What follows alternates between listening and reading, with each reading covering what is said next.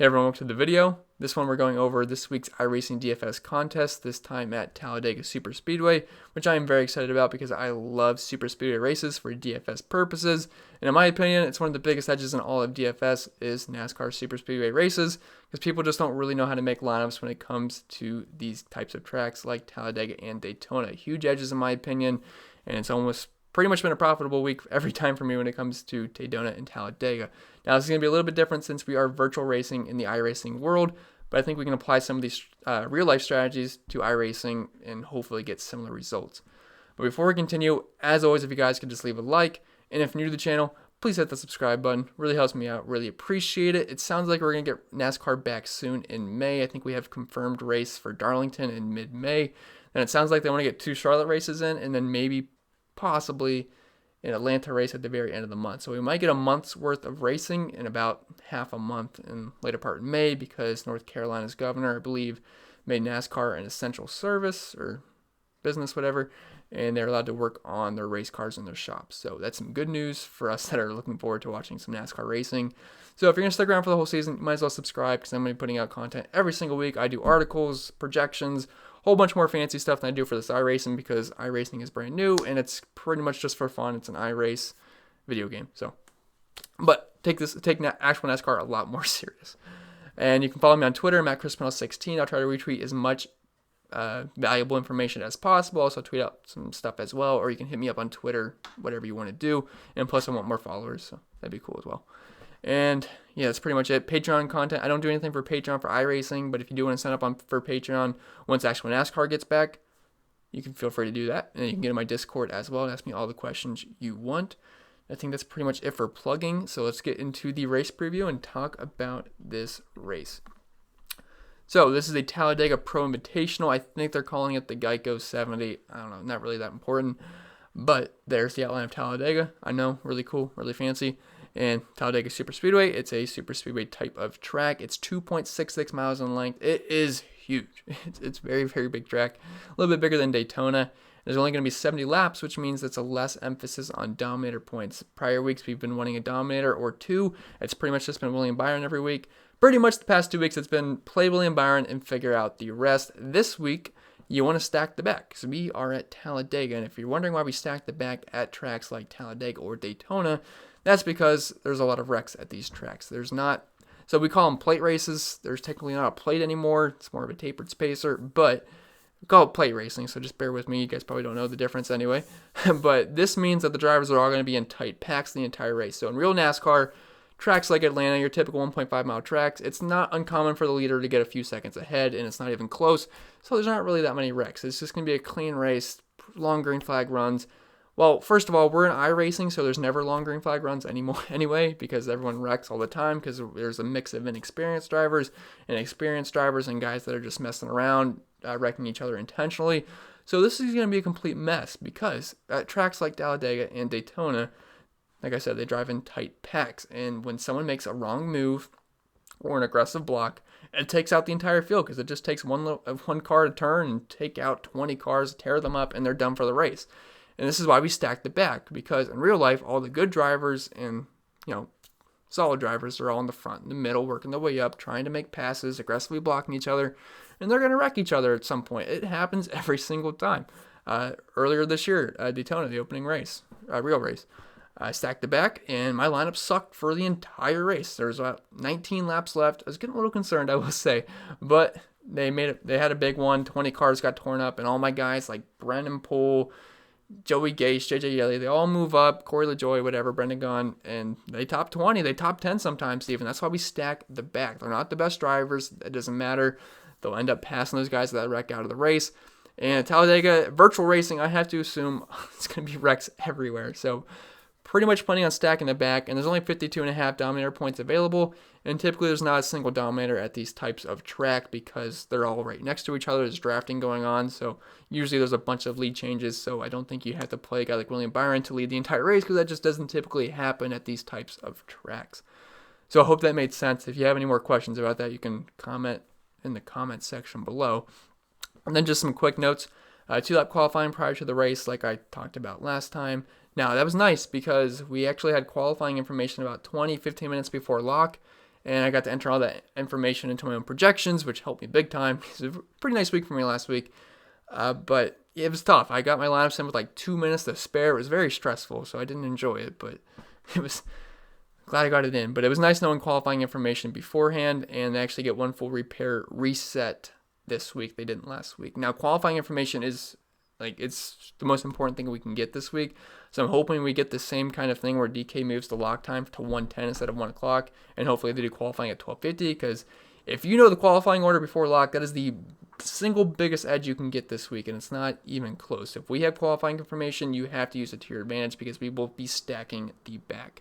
And there's another, I think it's pretty important information I found on NASCAR.com, which is the official site of NASCAR. It's not just some random source. So let me find this for you. Click on the link, and I will read to you guys what I found. So it says, in a twist this week, Byron will start at the rear of the field. New for Talladega is an inversion of 10 cars, and specifically the top 3 finishers from Richmond starting at the tail end of the field, with the winner, William Byron, starting last. So I almost made this video before I read that, and that could throw a wrench in things. I don't know what that totally means. Does it mean that he can qualify and then he just drops to the rear on the pace laps, and he's counted from starting at first, but he starts last? Because if that happens, he's starting right off the bat with a negative, 30, 40, negative 34, 40 points. And chances are he'll probably get caught up in the wreck on the way up front. And if he doesn't lead any laps, yeah, he's a dead play. Or does that mean he starts, he qualifies around 40th, and then if he gets the starting spot at 40th, that means he's the best play. I'll play 100% of lineups with William Byron. If I was making, I am 150 lineups, I'm going to play 150 lineups of William Byron. There's no downside there whatsoever. He's got the safest floor. Another thing I should mention, the guys that start first, and if they wreck out, they're going to get negative 30-some points. If the guy that starts 40th wrecks and he finishes 40th, he's still going to get 4 points. So he outscores that guy that started in the top 5 by over 30 points. So that's why you want to stack the back. It gives you the highest floor and the highest ceiling. There's literally no downside to it. But yeah, that information, I think it's pretty important. I don't know if that means the guys like Timmy Hill, William Byron, they're going to start last and be counted as starting last, or if they're going to start up front and then fall back on pace laps. So you should really look out for that information coming up until Sunday. I'll try to retweet or tweet out if I can find that information for you guys, because that is very important, because if they start in the back, pretty much lock button those guys. All right, so that's pretty much it for the race preview. Hopefully that information was helpful, and let's just get into the numbers here. All right, so William Byron, he's by far the best iRacer, him and Timmy Hill. William Byron, if this was not Talladega, and I don't know if he's going to be counted as starting in last, or if he's going to start first, or whatever, wherever he qualifies, and then drop to the back of the field. I don't know. But let's just say if he starts last, yeah, he's a lock button play. If he qualifies up front, I would want to stay away. I think that's a pretty strong fade, because I'm telling you right now, William Byron's probably going to be 50% owned, because he's just that good. I don't know if people really know how to play restricted plate races. Now, if he comes out, starts first, leads every lap, and wins the race, yeah, that was a bad call by me. But I just don't really see that happening. Maybe it can happen in iRacing, but place differential is what we want the most here. So William Byron just depends on where he's going to start, but he's been by far the best racer, averaging 50 DraftKings points per race. Now that's skewed a little bit because the first race he finished 34th, and it really skewed his numbers. I know Timmy Hill actually averages more DraftKings points per race, but in the races he didn't wreck out of, he has been an absolute smash play every single time. I played 99% of him in my lineups last week, worked out pretty good. He has an average start of 2, average finish of 10, but that's just because he wrecked the one race. He's been very, very good. Now, a good column this week to look at would be average place differential, because we need place differential points in our lineups. Now, again, it's a little bit skewed for Byron, because he usually starts up front, but he never wrecked that one race. But again, if he starts up front, I don't really want to play him, because I think it's a strong fade, especially if he's going to be 50-60% owned. And if he gets caught up in a wreck, you're pretty much guaranteed to cash if you fade it. I'm not saying you have to full fade him, but let's just say he starts first. I don't mind a full fade just because of the nature of this type of track, and you pretty much just need to hope he gets into a wreck or not dominate the race. Because if he starts first, leads 10 laps and finishes 5th, chances are he's going to be outscored by quite a few guys that started near the back. And yeah, he's just been an absolute monster though. 318 laps led, 2 top 5s, 3 top 10s, 2 wins. There's nothing bad I can say about William Byron. Just I don't know where he's going to end up starting. If you look at the driver log, like I said, finished first, 7th, and 34th, which skews his numbers a little bit. He starts third, first, second. Chances are, if all goes well for him, he's going to start in the top 3. But again, or I shouldn't say, he's going to qualify in the top 3, but I just don't know how the thing's going to go, if he's going to drop to the rear or if he's going to be scored as starting from the back. That's very, very important. But he's been a monster. 80 points, 84 points, 51 points, 116, 94, 80 laps led. Nothing bad I can say about William Byron. Drop down to Timmy Hill here. The guy has been technically the most consistent racer because he did not crash like William Byron did. So I guess he gets the best consistency of any driver so far. But he's yet to... I shouldn't say yet to win. He has won, but he's yet to dominate like William Byron has, I should say. But average starting position of 8th, average finish of 2.25, so he's getting a little bit of place differential points, and does have a win, 22 laps led, 4 top 5s. I mean, he's finished in the top 5 every single time. He has been so good. Just look at his game, driver log. Started 5th, 10th, 7th, finished 2nd, 3rd, 1st, 3rd. He's been in the top 3 every single time. Not leading many laps, but he's been very, very consistent. 48 points, 57, 51, 50.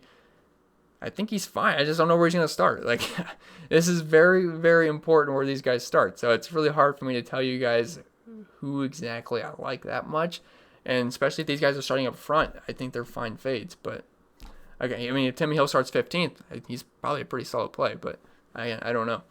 Denny Hamlin, very good in real life at plate races, and so far in iRacing, he's been very, very good. And he's actually been starting near the back, so if he can just continue that trend, that would make him a very good play. As you can see, he's averaging 8 place differential spots per race, averaging 45 DraftKings points per race, average finish of 8.75, average starting position of 16. Does have a win, 2 top 5s, 3 top 10s, 17 laps led. I don't know where he's going to start, but if he starts mid to back, I think he's going to be a very good play just because Denny Hamlin's very good at iRacing. He's got a very good iRacing rig. 58 points, 62 points, 50 points. I think Denny Hamlin's fine. Just don't know where he's going to start. Garrett-Smith Lee. It feels a bit expensive for him. It does. But he's been solid. Averaging 38.5 DraftKings points per race. Average finish of 8.5. Average start of 10. 3 top 10s, 2 top 5s. Nothing bad I can really say about Garrett-Smith Lee. I'm not going to go over every single driver, I don't think. Well, I might. I don't know. Dale Earnhardt Jr., he's going to be popular just because of his name. Always is. He's 9,800. He has yet to win a race. He was very close to it the first race. Denny Hamlin passed him at the end. Averaging 31.5 DraftKings points per race. Had a really bad race at Bristol. Average start of 4. Average finish of 9.5. Averaging negative 6 place differential spots. Like, if he starts up near the front, I think he's a solid fade. If so, I mean, he's good at plate races, but again, we can't play guys that are starting up front in Talladega. It's just not how it works. So I'm really hoping we get the qualifying information beforehand. But, Dale's very good at iRacing. So if he ends up starting in the back, that would be awesome. Again, maybe he's one of those guys that goes to the rear. I'm not totally sure because it said an inversion of 10 drivers. So again, make sure we find out that information. I will try to retweet it. I might tweet it out, whatever. But he's been good. He has 3 top 10s, finished 2nd, 6th, 8th. Usually starts up front, though, which kind of sucks, which makes his DraftKings points not that great. 33, 7, 38, 49. But again, another good iRacer. Ryan Preece, he was looking like he was going to kill me last week because I full faded him. He got in the pool. William Byron started 3rd. I figured Byron would just pass him up early. That was not the case because Ryan Preece ended up leading, I believe, about 60 laps with William Byron. He passed him, and then it was pretty much the William Byron show after that, and then Matt DiBenedetto and Ryan Preece ended up getting into a little skirmish, and they wrecked each other. So that killed Ryan Preece's day, but he was looking pretty good before that, and he's been a very good iRacer so far. They dropped his price a little bit, but averaging 38.6 DraftKings points per race, average finish of 8.75, average start of 6, and he's actually pretty darn good at plate races in real life. At least he was in his rookie year, and then he's just fine at plate. He usually starts in the back and usually moves up. He's actually doing really good at Daytona. They ended up wrecking, so that kind of killed that. But yeah, Ryan Preece has been very good at iRacing. 3 top 10s, got a top 5 in there. Not going to really go over the driver log, but he's been pretty good. Because this just isn't a normal track. Like, I'm not hunting dominators, so I don't really want to go over the driver log too much. But I will show you Kyle Busch's driver log, because he has been improving. When he first started, he was around 6,500 at his price tag. Kyle Busch is now 9,400, so he's getting up to his real life price of around 12K. But he's been putting in a lot more work. I know he did something with, I believe it was F1 if I remember correctly, but yeah, it paid off last week. He had a very, very good race, and he tends to start in the back. He has an average starting spot of 22nd, average finish of 17.25, averaging 32 DraftKings points per race, average PD of 4. He does have a top 5 like he did last week. If you look at the driver log, as you can see, we have some improvement here. He finished 29th, 17th, 18th, and then last week he started 27th. I think I had about 75% Kyle Busch because he was starting 27th. I already told you guys earlier in the week when I made my video that I was looking to get some Kyle Busch in because he's been putting in a lot more work. And got a top 5, got 63 DraftKings points, was in the winning lineup. So, yeah, Kyle Busch, I don't know where he's going to start again, but if he can start near the back again or maybe even the middle pack, I think he's a decent, solid play. Now, his name Kyle Busch, so he's going to have high ownership just because of the name, but I still think he's fine. Parker Kligerman, he had an amazing race last week. Now, the problem is he has an average starting position of 4, which means he's probably going to start up front, which is something we tend to avoid at plate races, averaging -5 place differential spots per race. He's been good, though, 38 DraftKings points per race, but again, guys that are starting up front might hurt us, and that's really the only thing I can tell you guys right now is the average starting position, because the higher these guys start on average is probably where they're going to start, just on average, I guess.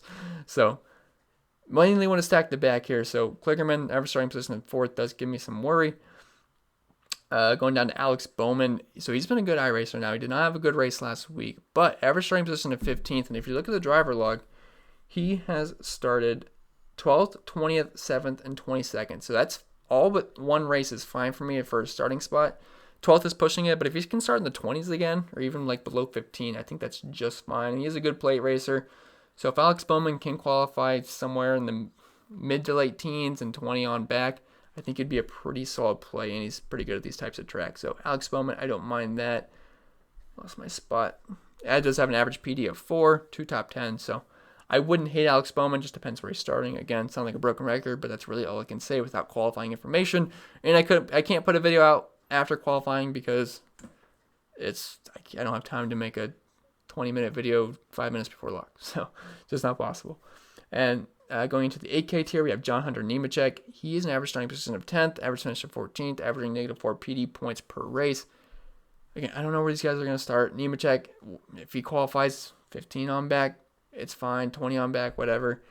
But I feel like he's not, so we'll see.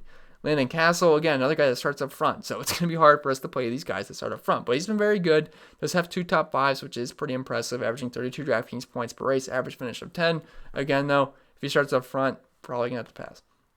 Matty Benedetto, very, very good play racer. He's a guy I tend to play a lot. He's been up front a lot, too, but he's fortunately got caught in some wrecks before, but good play racer, and averaging 30 DraftKings points per race, average finish of 14.5, average starting position of 16th. If we can get him in a nice starting spot around 16 on back, I think he's very interesting because he's pretty good at these types of tracks, and he's pretty solid iRacer as well, just have some experience.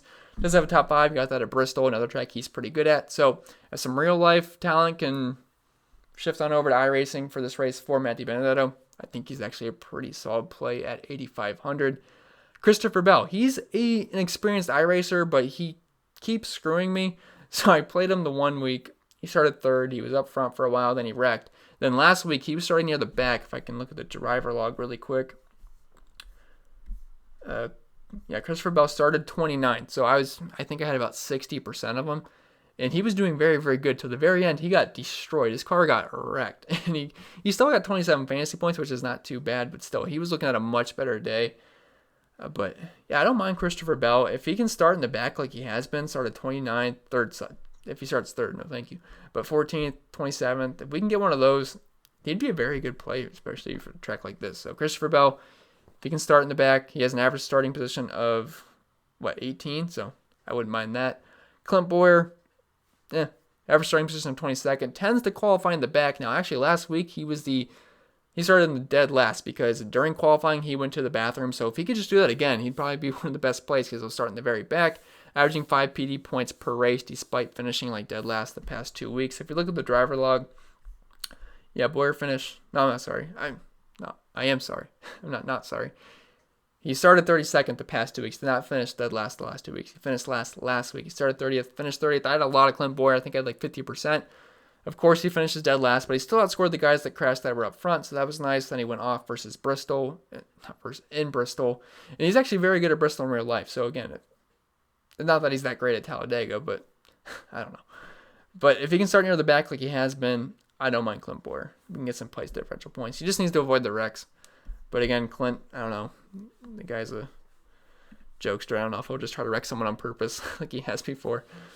So Clint, if he starts in the back, if he starts on his average, that's fine. I wouldn't mind having some Clint Boyer. Jeff Gordon, he's actually going to be racing this week. He's usually up in the booth, but he's going to be racing, so that's going to be fun. I have exactly 0 data on Jeff Gordon. He's probably just going to be there for a good time, so maybe if he just sits around, tries to avoid the wrecks, and gets a high finish for his first race, that'd be nice. I wouldn't mind playing some Jeff Gordon. I feel like he'll be a little bit conservative. I mean, he's amazing in real life back then, but iRacing, I feel like he'll be a little bit conservative, which might be something you want, because the more aggressive you are at a track like Talladega, the higher chance you're probably going to get into a wreck. So Jeff Gordon, I think he's fine. Joey Logano, amazing at Talladega in real life, probably the best out of anybody. The guy's just rock solid, top 5s, top 10s. Almost. Like, I don't like playing dominators at tracks like Talladega, but if there's someone at Talladega, but if there's someone I would ever do that for, it's a guy like Joey Logano or Brett Keselowski, because they're just so good at these tracks. So Joey Logano, maybe we get some of that to transfer from his real life talent to iRacing. Not the best iRacer, as he has an average finish of 19, only averaging 24 DraftKings points per race. But I feel like he'll probably start somewhere near the mid to back, and that's fine, because if Joey Logano can work his way up front, maybe avoid some wrecks, I don't mind that. But he's not that great at iRacing, I will say that. Not much experience, but he is pretty good here in real life. Michael McDowell, good plate racer. I don't know, he's probably going to start average starting position of 17th, average PD of 2. Again, it's fine. There's not much I can say without not knowing the qualifying order. So probably just keep it short for that. Bobby Labonte, I actually think he's well suited for this track, because he's not going to be too aggressive. He's just there for a good time, and he usually starts near the back, and he usually finishes in the middle of the pack, and that's just perfect for a track like this. Give me the PD points, stay out of the way, and just get a decent finish. He's averaging 37 DraftKings points per race, has an average PD of 7th, which is second best out of all drivers so far. And if you look at the driver log, Labonte's actually been pretty solid. 29th, 6th, 30th, 21st. Finished 18th, 13th, 13th, 14th. That's just fine. If he can do that again at this kind of track and just avoid wrecks, he's going to be a pretty good play, especially if the guys up front can wreck out. So Bobby Labonte, if he avoids wrecks, I actually think he's going to be one of the better plays and safer plays, just because I feel like he's going to chill. I don't think he's going to be too aggressive, which is something we kind of need at a track like this. Going down the list here, we have Tyler Reddick. He's fine. I mean, average start of 15th, average finish of 13. Again, I don't know where the qualifying order is going to be, so can't really say too much. Erik Jones is interesting. He has an average starting position of 26, which is what I like to see. The lower your average start is on this, the more I'm interested, because that means the more opportunity you have to move up. Average finish of 17.25, averaging 35.5 DraftKings points per race, average PD of 8th, which has him tied for best with Denny Hamlin. And the thing with Erik Jones is I played him once, and that's when his internet cut out, and he screwed me, and he started dead last, because of course that's how it goes. But besides that, he's not been too bad. Look at the driver log. Started 25th, 22nd, 31st, 24th. Finished 10th, 21st, 31st, and 7th. I played him, of course, when he finished 31st. But if he starts in the back again, that's perfect. He's been good to me for plate races before. I know at Daytona, I think it was 2 years ago, starting near the back, finished second or third, if I remember correctly. So, and he's pretty good at plate races. So I don't mind Erik Jones. If he's going to start in the back like he has been, I think he's going to be a very, very good play. So just as of right now, if I had to guess who's starting in the back, I would say Erik Jones is probably going to be close to it. He's probably one of the better plays. So don't mind Erik Jones. Just know that his internet sucks. Ross Chastain, he's been pretty solid. He's 7,000, averaging 30 DraftKings points per race, average finish of 16, average starting spot of 19th, average PD of 3. That's about it. He's not been too exciting. He's been a lot cheaper, so they did raise his price a little bit, but there's not too much I can say about Ross Chastain. Chase Elliott, another good plate racer, not that great iRacer, but he has been starting in the back. Average starting spot of 25th, average finish of 21.25. So there is plenty of opportunity here for some place differential points, which is what we are hunting. If we look at the driver log, Elliott started 20th, 28th, 27th, 23rd. That's what I want to see for this kind of track. So Chase Elliott's firmly on my radar, especially if he starts in the back. Kevin Harvick has one race for iRacing, did not go well. He started 17th, finished 29th, got caught up in a wreck, and the numbers are going to look ugly. Harvick, I don't know, if he starts in the back, he'll be fine, but again, no idea. So to make sure you just keep your eye on the qualifying information before lock. Kurt Busch, pretty solid at Talladega. He should be starting in the back, so that gives me some interest. He's average starting position of 24th, average finish of 21st, averaging 25.5 DraftKings points per race, average PD of 3rd. Look at the driver log from where he's been starting. 16th, 17th, 30th, 31st. If he can start in the 30s, that'd be great. So Kurt Busch, just if he's starting in the back, I like Kurt Busch. Chris Buescher, another guy. We're pretty much getting into the range where I'll have a lot of interest. And when you're making your lineups, don't feel like you have to even out the salary. Now, if guys like William Byron, Timmy Hill, and all of those guys are going to be starting in the back, or like Denny Hamlin, then we're gonna stack the high price guys, and we'll mix it in with some of these back markers. But again, I have no idea how that's going to play out yet. I don't know where they're going to be scored from, but we'll see. But let's just assume all these guys are going to be starting in the back. Chris Buescher, again, 21st, average finish of 22 sucks, but actually pretty solid plate races. So I don't mind Buescher. Brad Keselowski, very good at Talladega, like his teammate Joey Logano, usually starts in the back, so I don't mind that. He should be able to move up. Hopefully he can avoid some wrecks. Average finish of 20, but the starting spot's what's more important to me. Daniel Suarez, he sucks, but the thing is, he's been starting pretty high. Average starting spot of 13. If you look at the driver log, Suarez has started 9th, 23rd. I'd have some interest if he started 23rd, and then 6th. But if he starts in the top 10 again, no thank you. That's a clean fade for me. He'd have to win the race and lead some laps, which I just don't really see that happening. Ricky Stenhouse Jr., very, very, very good at plate racing. Does have a win at Talladega. And the thing is, he usually starts in the very, very back. He has an average starting spot of 31st. If he can start in the 30s, yes, sign me up for some Ricky Stenhouse Jr., average PD of 7th, which is tied for second best with Bobby Labonte. So Ricky Stenhouse Jr. could be a very, very good play. And again, if these guys like William Byron, Timmy Hill are going to be scored from the very back, Ricky Stenhouse Jr. is only 6K, so it's going to be pretty easy to fit him in. So would have some interest in Stenhouse. If you look at the driver log, he started 29th, 31st, and 33rd so far. So that would be music to our ears. So Stenhouse would definitely be on my radar. Ty Dillon is very, very good at plate races. If you look at his past 10 races at plate races, I want to say he has, I forget the exact number. It was on my other spreadsheet with all my actual NASCAR stuff. But I think in the last 10 races at plate races, he's had at least, I think, 9 top 20s, if I remember correctly. So he's very good at these types of tracks. And he has an average starting spot of 24th. So Ty Dillon, I think he's a very solid play. Average PD of 5th. Averaging 30 DraftKings points per race. If you look at the driver log, he has started 28th, 24th, 18th, 26th. That would be perfect for me. Finish in the teens, maybe get a top 10, avoid some wrecks. Ty Dillon, I think, is a very, very solid play, and I like the price as well. Jimmie Johnson, he sucks at iRacing, but the thing is, he's probably going to start in the back. Average starting spot of 28th, average finish of 24, but again, if he can start 31st, 25th, 25th, 25th, again, we want guys that start in the back when it comes to Talladega. So Jimmie Johnson would be on my radar. I know he's not very good at iRacing, but again, I want to stack the back here. Ryan Blaney, again, not good at iRacing. If he starts in the 20s on back, he's good at play races in real life. I would have some interest in Ryan Blaney. He just has to avoid the wrecks. Almirola is really cheap. I don't know where he's going to start because we have no data on him. He has not raced yet, but he's going to be racing this week. He's very, very good at these types of tracks. So, again, Erik Almirola, I think he'd be fine. Like, a lot of these guys that are cheap, I think are excellent, excellent plays. So, we shouldn't have to worry too much about salary this week unless guys like William Byron, Timmy Hill, Denny Hamlin are being scored from the very back. Austin Dillon, he's okay. I've played him sometimes at plate races. He's been okay, but he tends to start up front sometimes. But he did win Daytona that one year. But Austin Dillon's not a guy I like to play too much, especially if he's going to start around 16, 15. I just don't see him having that good of a race. If he starts in the very back, yeah, I'll have some interest, but average starting spot of 16 is not too... I don't know the word I'm looking for, but too promising, I should say. Average finish of 24, that's pretty ugly. So Austin Dillon's just been very disappointing so far, but he's not an experienced iRacer. Then after that, these guys, it's going to be their first iRaces. Joey Gase, Brennan Poole, Corey LaJoie, Cole Custer, Chad Fincham, and JJ Yaley. Now, in real life, NASCAR, I would love these guys because they're all going to start in the 30s, and they're going to move up. I don't know where they're going to start for iRacing. I'd have to assume it's probably going to be somewhat similar. I have no idea, but anyone that starts in the back, you'll have interest for me. That's just how these kind of tracks work. So I think that's pretty much going to be it for this video, guys. I hope it was helpful. From what you should have gathered from this video is pretty much I'm going to be stacking the back.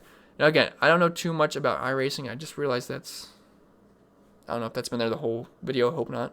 I just saw it. But anyway, Hope from what you gathered from this video is to pretty much just stack the back, because that's what I would do in real life. And I don't know the most about iRacings, but I'm trying to apply the same kind of strategies.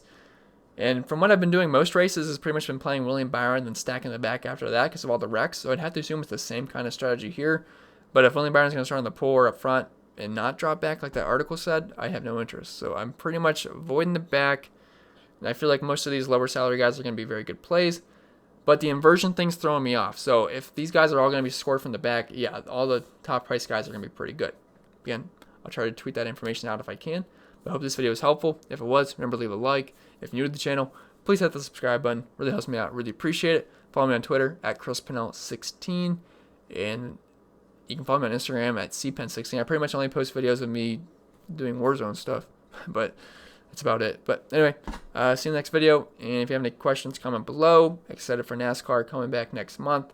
Sign up for Patreon if you want next month. Don't do it this month. And that's pretty much it.